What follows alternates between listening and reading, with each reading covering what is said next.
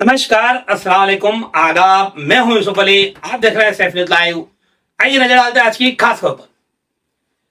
दोस्तों, पिछले कुछ दिनों से लगातार मैं सीरीज चला रहा हूं जिसमें आपने देखा है कि दीपक सिंह नाम के एक ठग, जो कि राज रियलिटी नाम से एक प्रॉपर्टी डीलिंग क्या चाल में घर बनाकर देने का, बल्कि ठगी का, उसके नाम पर पैसा लेकर लोगों को ठगने का धंधा कर रहा था। तो उसका मैंने लगातार पिछले हफ्ते में वीडियो बनाया, आपने देखा है।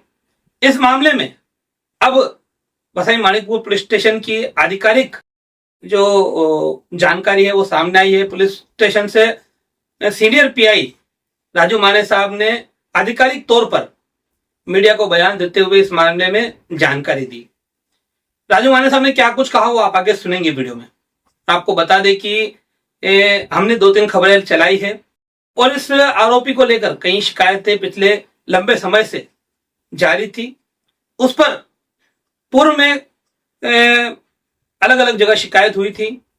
बाद में मानिकपुर पुलिस स्टेशन अंतर्गत शिकायत हुई और मार्च महीने में मानिकपुर पुलिस स्टेशन ने एफआईआर लॉन्च की। हमने अपने पिछले वीडियो में कहा था कि मार्च में एफआईआर लॉन्च होने के बाद में जून में गिरफ्तारी हुई, तो क्या कारण है, हमने यह सवाल उठाया था।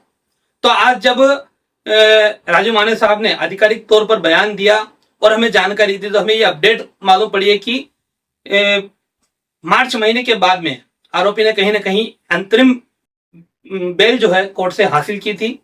इसके लिए पुलिस उसको गिरफ्तार नहीं कर पाई। बाद में पुलिस ने उसके अंतरिम बेल के ऊपर ऑब्जेक्शन डाला और वो अंतरिम बेल रिजेक्ट हुई।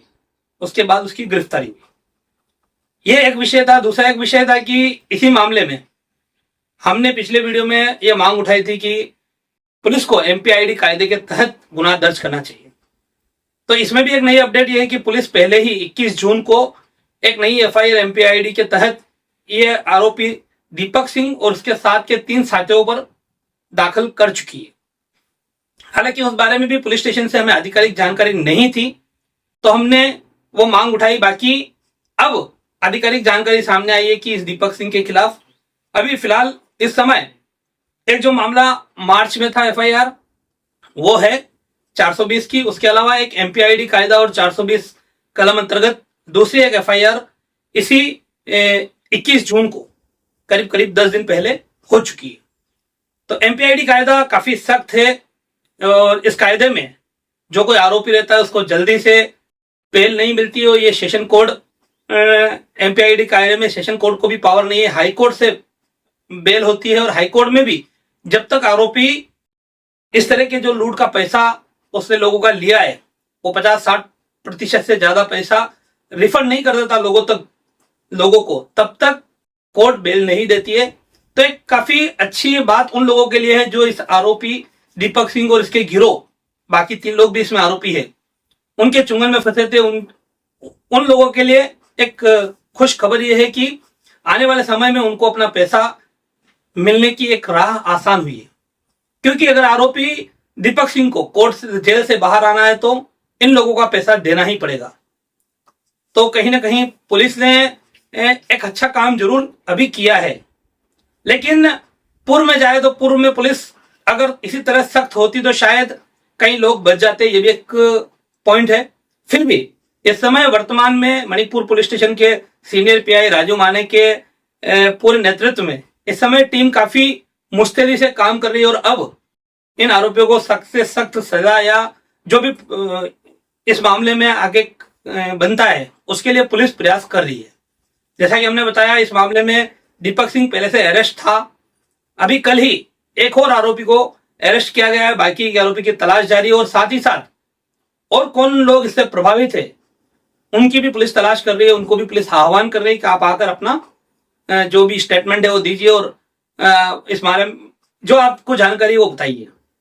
आपको ये भी बता दें कि इस मामले में यह मामला करीब करीब अब, जब हमने पिछली बार बोला था 50-60 लाख के ऊपर की लूट का है, तो अब ऐसा प्रतीत हो रहा है कि 1 करोड़ के ऊपर का मामला जाते दिखाई दे रहा है।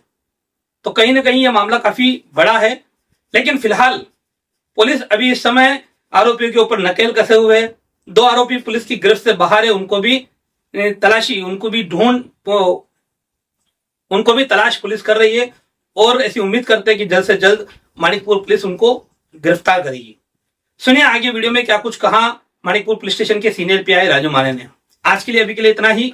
वीडियो पसंद आया तो लाइक और शेयर कीजिए, चैनल को सब्सक्राइब कीजिए, ज्वाइन बटन दबाकर हमें आर्थिक रूप से मदद कीजिए। नमस्कार। रियल्टी के मालिक को आपने गिरफ्तार किया है, दीपक सिंह को। एक राज रियल्टी के जो चला रहा है दीपक सिंह, उसके खिलाफ बहुत सारे कंप्लेंट्स पुलिस स्टेशन में एप्लीकेशन के तहत रिकॉर्डेड थे। उसके बाद में उसमें पूरा इंक्वायरी करने के बाद एक गणेश तापेकर बोल के उसके नाम से पहला एक एफआईआर हुआ था। उसमें ये इसको कहीं से खबर मिला, इसने इंटरिम लिया था उसमें, और लास्ट 3 महीने से वो इंटरिम बेल पे था। हमने उसका रिपोर्ट भेजा है कि कंडीशनल इंटरिम था और वो तहकीकात में कोई मदद नहीं कर रहा था। तो हमने एक नेगेटिव रिपोर्ट कोर्ट को सबमिट करने के बाद उसका इंटरिम खारिज हो गया। उसके बाद में हमने उसको तुरंत अरेस्ट कर लिया, और इसके खिलाफ जो भी 30 से 35 लोग जो कंप्लेंट देने एप्लीकेशन दिए हुए हैं, उनको सबके स्टेटमेंट्स रिकॉर्ड करके MPID के तहत मामला दर्ज कर चुके हैं। इसके 2 CR दर्ज है। इसमें इसके एसोसिएट 5-6 लोग और है। उसमें से एक को हमने उसके ड्राइवर को अरेस्ट किया है नाला सोपारे से, तुलिज एरिया में से। और आगे भी हम लोगों को आह्वान कर रहे हैं, इसमें और किसी को चाल में रूम देने के हिसाब से किसी से पैसा लिया है और वो रूम दिया गया नहीं है, तो उन सबसे मैं आह्वान करता हूँ कि वो मानिकपुर पुलिस स्टेशन में आके कंप्लेंट दे सकते हैं। सर किस तरीके से लोगों को गुमराह करता था? ये ट्रेन में एक ऐड लगा रहा है, पैम्पलेट बांट रहा है कि सस्ते में घर दिलवाऊंगा, और चाल जो आदिवासी की लैंड है उसके ऊपर ये वालियू के हद में एरिया है, वहाँ पे ये जगह दिखाता है। और जगह किसी की है, कुछ चालें भी बांधी है, कुछ तोड़ी हुई है उसकी चालें, और वो चाल दिखा के वहाँ पे वो इस तरह से लोगों को गुमराह कर रहा था। सर कहीं ना कहीं इसके साथ में एक महिला भी जुड़ी है सर? पता है, नाम तो आया हुआ है उसकी, उसमें भी तहकीकात हो रही है। जितने भी एसोसिएट है और जिनके अकाउंट में पैसा गया है वो सब धरे जाएंगे। सर अभी आपका क्या संदेश है सर? मेरा ये लोगों को संदेश है, ऐसे धोखाधड़ी से बचे रहे।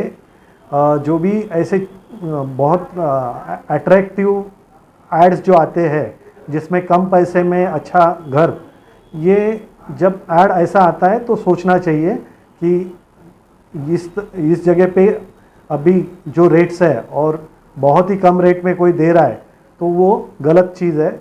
और ऐसे जो भी ऐड होते हैं उसको